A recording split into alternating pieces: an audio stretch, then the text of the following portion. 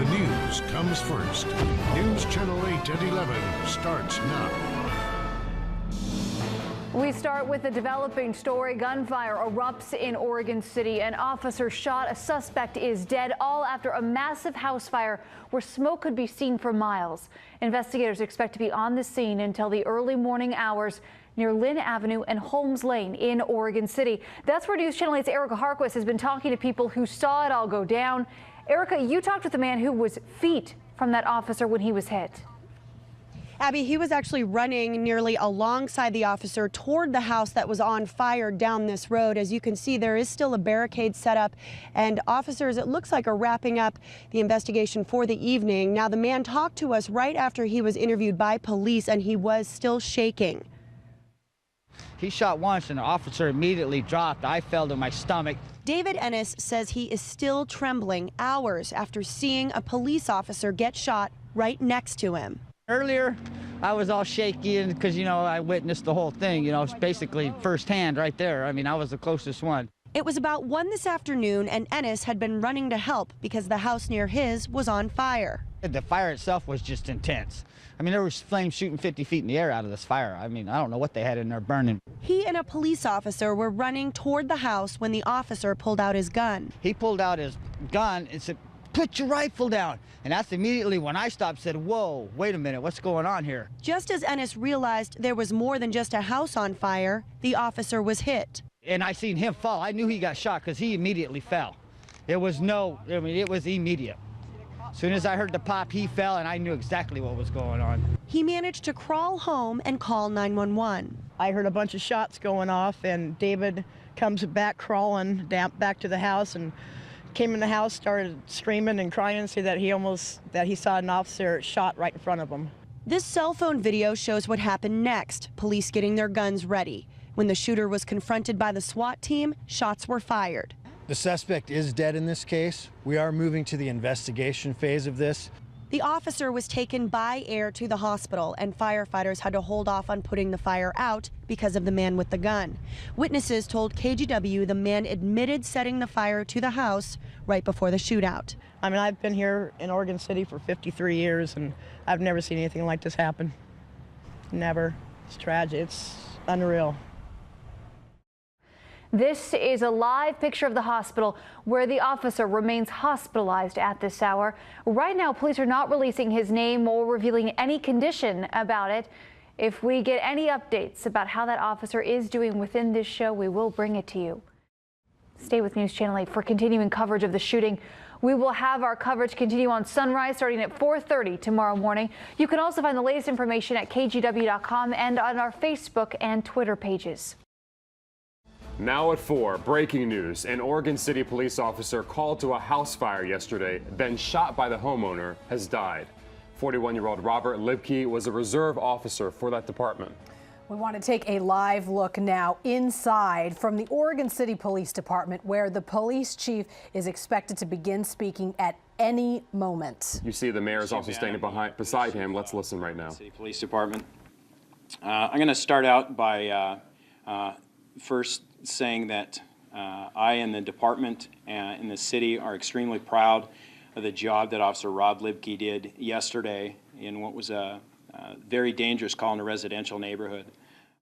We, of course, had officers who have been injured in the line of duty. This is the first person in more than a century that we have lost. And we regret his passing. I want to thank all the police officers for their service and the risk that they take on a daily basis. We don't normally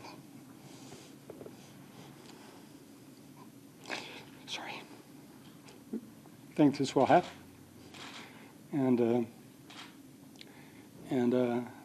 I guess that's about all I have to say. Thank you. Thank you. In just the last hour, a procession carrying the body of a fallen police officer has arrived at the funeral home. Tonight, the community is coming together to remember that officer killed in the line of duty. We have team coverage, Pat Doris, on what we've learned about that officer. First, though, Kylie Boshi on the shooting investigation. Kyle. Tracy, that investigation started here and looking into that fire, but it has quickly expanded. Police are also piecing together the fatal shooting of an officer and the use of deadly force by police. Police launched what they've described as a massive investigation into the tragedy in Oregon City that claimed the life of an officer and an 88-year-old suspect. The case is expected to take weeks, even months to complete. They're looking for photos, if anybody took photos, anybody took videos. They want to know what people saw, what people heard. This home video shows the frantic response in Oregon City after an officer was shot yesterday afternoon. Witnesses reported a neighbor had a gun and his house was on fire. He was sort of mumbling, but he said, I did it, I set the fire. Yeah. Did he explain why? No, that's all he said. That's all I said the whole time. Oregon City Reserve officer Robert Libke was among the first to arrive. Witnesses say he was shot just seconds after confronting the homeowner. Officer says, drop your gun. He has his gun at his side. Right, he's going to say it again, drop his gun. At that point, hear a shot. A shot in the head. The 41-year-old officer was airlifted to Legacy Emmanuel Hospital, where he later died. The SWAT team surrounded the home and evacuated neighbors. The officers shot and killed the suspect, identified as Lawrence Cambra. The 88-year-old has no criminal history. We have no information on motive at this time. In October of 2012, Cambra's ex-wife filed a restraining order. In it, she wrote, he said he was going to get a gun and get rid of a few people and then himself. During this time, police were reportedly called to Cambra's home several times, but she later withdrew the restraining order. Neighbors say the 88-year-old was quiet and kept to himself until this. A fund has been set up for the family of Officer Libke. You can donate at any branch of the Clackamas Federal Credit Union. And we've set up a condolences page. If you'd like to leave your thoughts, you can find that at KGW's Facebook page. Back to you. Oh, Pat, thank you. There is a candlelight vigil to honor Officer Libke in Oregon City in just about an hour. It will be held at Chapin Park in Oregon City. Organizers ask everyone to bring their own candles. Mourners gathered on a cold, rainy night to pay their respects to Oregon City Reserve Officer Robert Libke, killed in the line of duty. We have live team coverage. Abby Gibbs spoke with those who knew and worked with Libke. But we begin with Mike Benner, live at City Hall with more on tonight's vigil and the investigation. Mike? Laurel, authorities have a very complex investigation on their hands. They have to look into the fire that started all of this, the shooting that killed Officer Libke, and the use of force against that gunman. On top of all of that, this community is reeling. You'll notice the flag outside City Hall at half-staff. Robert Libke was the first officer to die in the line of duty here in Oregon City since 1906. He's a fellow human being. He's a fellow friend. He's a brother. On a wet, chilly night in Oregon City, dozens gathered at Chapin Park to remember fallen officer Robert Libke. I just felt this overwhelming feeling of wanting to do something. She wasn't alone. Late this afternoon, complete strangers watched as hundreds of law enforcement officers escorted Libke's body from the hospital to a Portland funeral home. It's horrible. It's really sad. We live right down the street from there, so we just want to come pay our respects. And we are learning more about Officer Libke from his friends and family. And tonight, many of those who loved him are sharing their stories. The night team's Abby Gibbs is live at Chapin Park. Abby. Well, Laurel, this is even more heartbreaking of a story because we've learned tonight by his family that Libke was expecting a child. His wife was pregnant, and he was speaking so much every day, in fact, about how excited he was, the things he was looking forward to doing with that child. And it's that family that everyone prayed for tonight. Just want to say God bless to his family and his unborn child. Under the glow of candlelight, a community mourned. Still reeling from the news, more than 100 people took cover from the rain and companionship in their grief over the death of their friend, 41-year-old Robert Libke. What a positive guy Rob is. I think those of you that don't know him missed out on that. He could come into a room and really cheer it up. Co-workers of Libke say you couldn't have asked for a nicer boss. He'd worked his way up over 16 years to become a general supervisor for Portland Steel Company. But his friends say Libke dreamed of the chance to do more. The reason why Rob became a reserve officer because he wanted to help people. One by one, they spoke of the kind of man Rob was to them. He was just one of the best supervisors I've ever had, and I was thankful for him because without him, I wouldn't have the job that I have, and I'm very blessed to have known this man. Tonight, heartbroken friends and co-workers are remembering an Oregon City police officer killed in the line of duty. As the community and the police department struggle to recover, we have News Channel 8 team coverage. Catherine Cook looked into the tough job reservist officers face. But we start with Kyle Libke, live at the Oregon City Police Department. He has more on the investigation and what those who knew Officer Libke are saying. Kyle. Tracy, this tragedy has really affected this entire community, but it's especially hit the police department hard. Today, outside agencies stepped in to help cover the calls for Oregon City Police so they can deal with the loss of a fellow officer and a very dear friend. Robert Libke didn't want to be a hero. He just wanted to help. So in addition to holding down a full-time job, he served as a reserve police officer. He had this sense of purpose, and he really wanted to help people. Coworkers and friends are still struggling with the loss. It's not right. I don't know. Makes you want to be angry, but you know that doesn't do any good, so. Today, organizers gathered to begin planning a memorial service. No word on where that will be or when. Back to you. Thank you, Kyle. And at that memorial service, as Kyle mentioned, the governor's office will present Libke's family with the Medal of Ultimate Sacrifice. But when it comes to death benefits, will Libke's family get the same financial support as families of full-time officers? News Channel 8's Catherine Cook went to the state looking for answers. Catherine? Laurel, under state law, reserve officers are eligible for the same line of duty death benefits as full-time officers. And when you look at what they do, it's no wonder. Here at Portland's North Precinct, reservists work side by side with full-time officers, even drive the same cars, often without the public even realizing it. I got held up at gunpoint, and I heard about the program, and I thought that it could be a great way for me to give back to the community. So 18 years later, Bob Ball is a commander with the Portland Police Reserve. He and Oregon's 1,300 reserve officers are not paid, but they paid their dues to wear the reserve badge. It starts with the same screening process full-time officers endure, followed by a 6-month reserve police academy, then a few hundred more hours training with their agencies. they wear a gun and they put themselves in dangerous positions to help make our community a better place. And I think that they're truly amazing people. Among them, fallen Oregon City Reserve Police Officer Robert Libke. His family should get the same benefits that a paid officer would get, death benefits. State officials say he will. Libke's family is eligible for a mandatory lump sum payment of $25,000 from the Oregon Public Safety Memorial Fund. His family could also receive mortgage payments for up to a year and college scholarships for Libke's unborn child. Officer Libke is a true hero, and I think that all the men and women that serve under my command are heroes. 2 years ago, Ball and other reserve officers rallied lawmakers in Oregon. They passed a bill granting reserves full arrest authority and state protection, helping them help their community. And we're proud of our officers and the training they get, and we're very proud of Officer Libke. Many reservists go on to be full-time police officers at various agencies. Others choose to stay volunteers. It's just their very heroic way of giving back. Back to you. Catherine, thank you. You may be seeing a lot of people changing their Facebook profiles to this in honor of Officer Libke. They call it the Thin Blue Line. It's a way to show respect for service and sacrifice. We've seen it popping up online a lot today.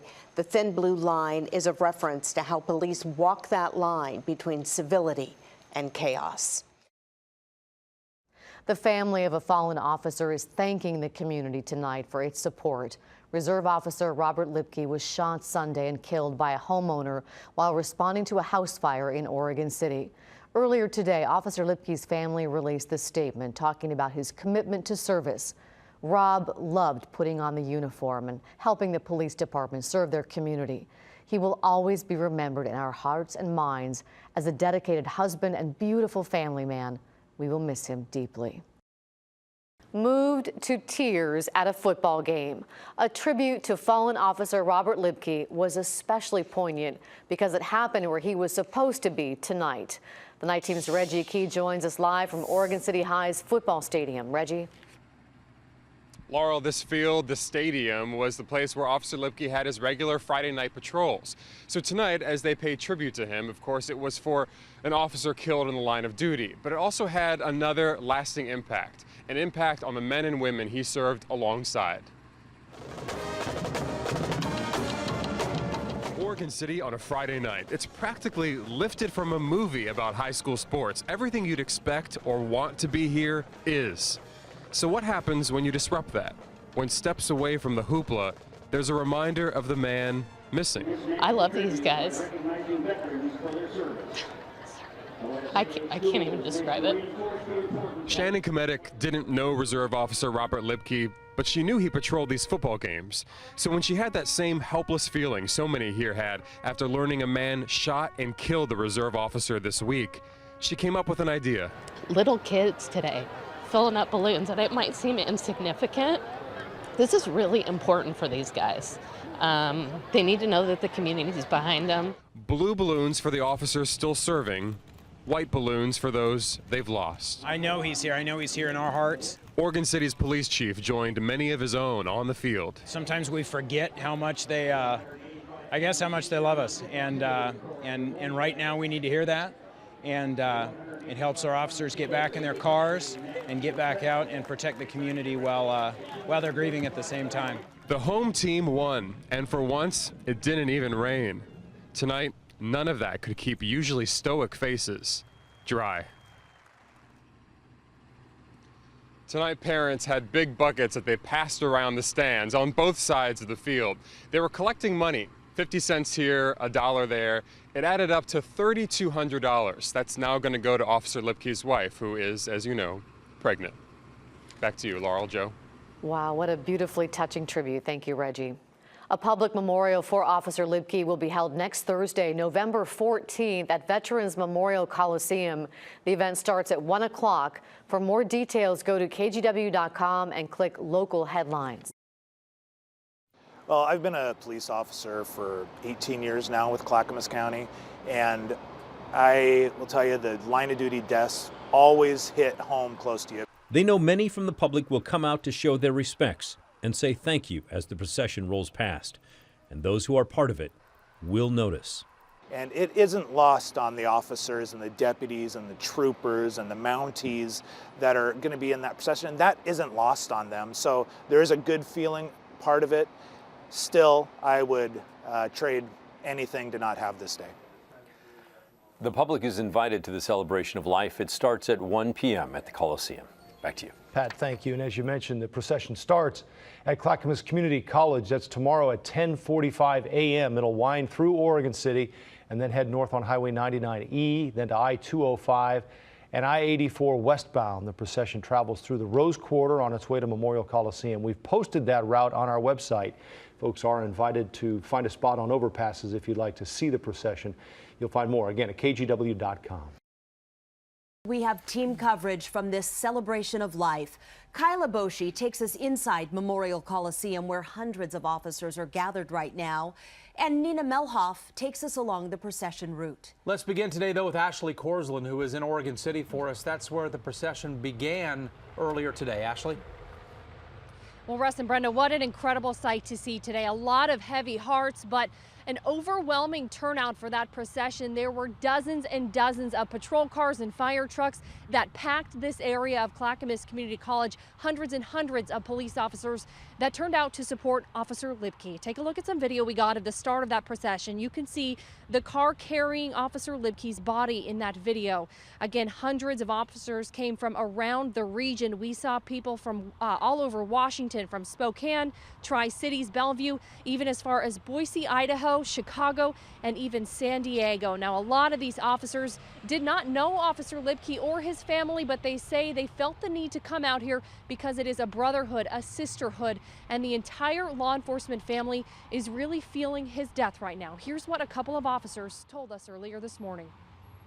They call it a brotherhood for a reason. You know, we're all family, and it doesn't matter if we're from Boise, Idaho, come Portland to support the family. You know, we're here for the family, and again, to come together and remind us why we do what we do. He's a brother. We watch out for each other. We're all family. This is a family of law enforcement, and it doesn't matter if I know him or not. You know, he's a loss to the family. So many people have come to pay their respects. The procession has lasted for an hour along I-205. That's where we find News Channel 8's Nina Melhoff now, continuing our coverage. That's right, Russ. There was hundreds of people on nearly every single overpass on 205 watching this procession. People with families, fellow officers, firefighters, some people with American flags, and some people holding their hands over their heart the entire procession. Folks like, we want to bring in Rex Brown. He was watching this whole thing. You got emotional at some points. You actually counted every single vehicle that came through here. Why did you want to come and watch this? We, of course, want to support all the law enforcement, and I support all of our law enforcement. And I have a son that's a Multnomah County Sheriff, and he was in today's procession. He was driving one of the Multnomah County cars with his wife, and they're going to attend the service.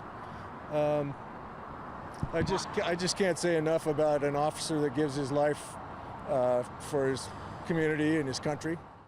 Now to Officer Libke's celebration of life. Hundreds are pouring into Memorial Coliseum to pay their respects and remember the man who gave his life in the line of duty. Kyle Boshi has been at the Coliseum since this procession began. Kyle. Brenda, those police cars are indeed streaming into the Rose Garden one by one. Behind me, you can see the procession as they begin to park. It is a powerful display of the brotherhood and sisterhood that connects those in the law enforcement community.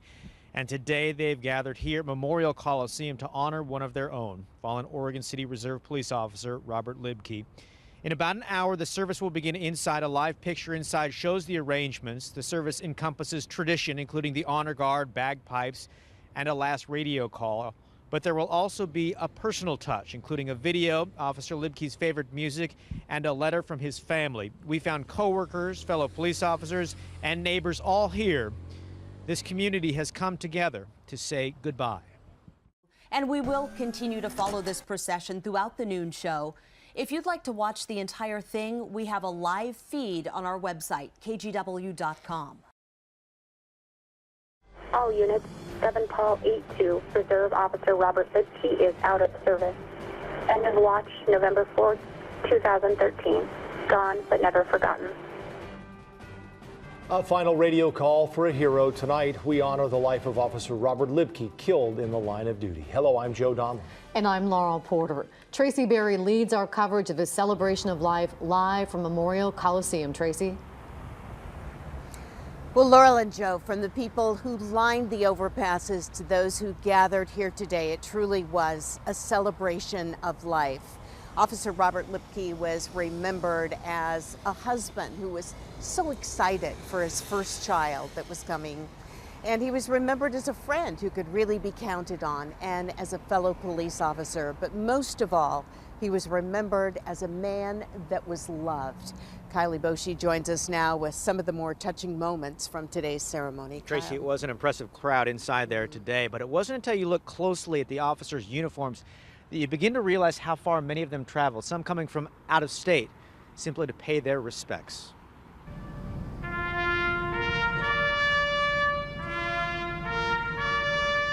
Inside Memorial Coliseum, a powerful display of the brotherhood and sisterhood that connects the law enforcement family.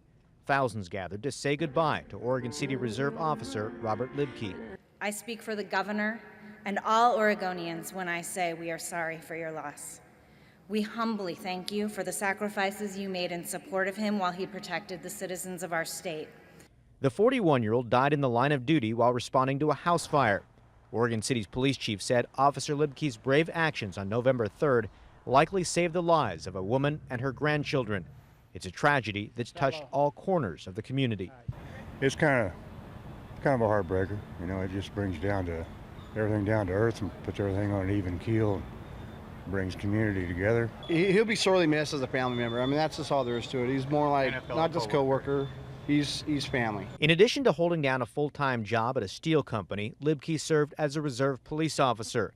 He leaves behind a wife who's 6 months pregnant.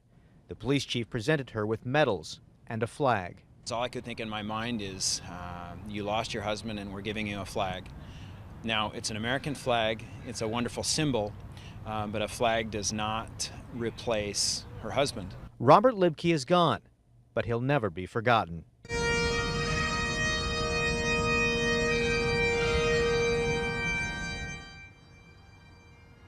There were numerous compliments for Officer Libke today, but the one I found most appropriate came from his boss, the Oregon City Police Chief, who said he made us all look good. He will be so missed. Thank you, Kyle.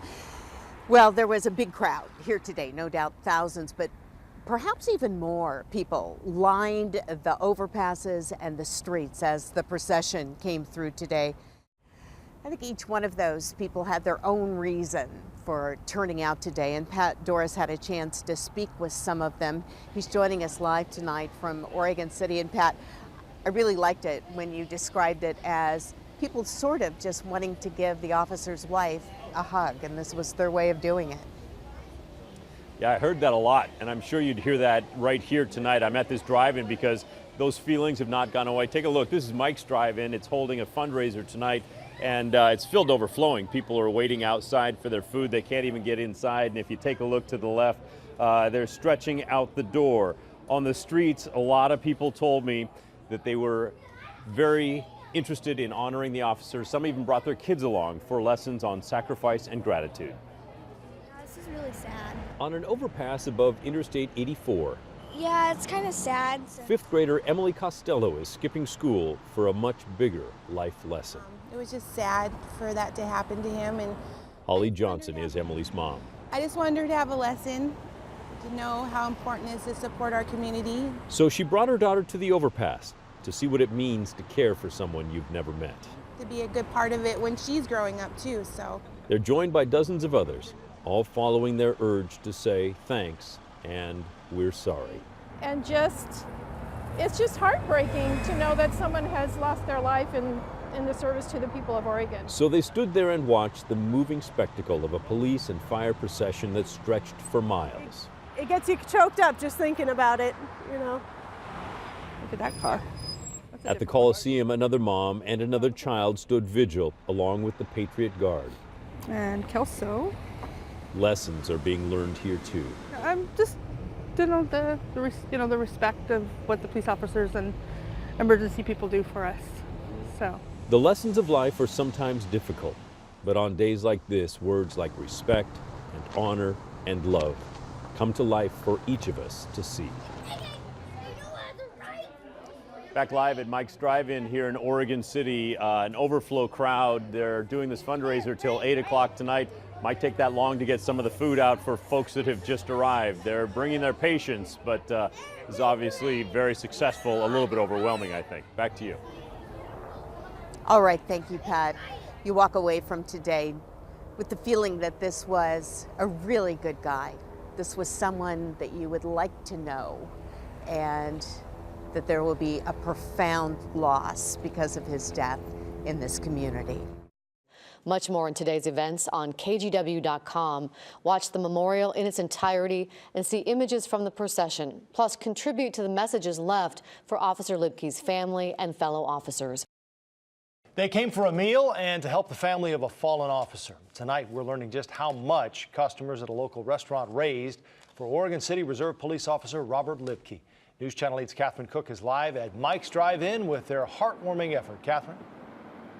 And Joe, last Thursday, you could hardly find a seat here, even outside. It was so packed. Today, they finished counting the receipts from that night and wrote an $8,000 check to the Officer Robert Libke Fund. Today, restaurant owner Todd Freeman presented that check at the Clackamas Federal Credit Union.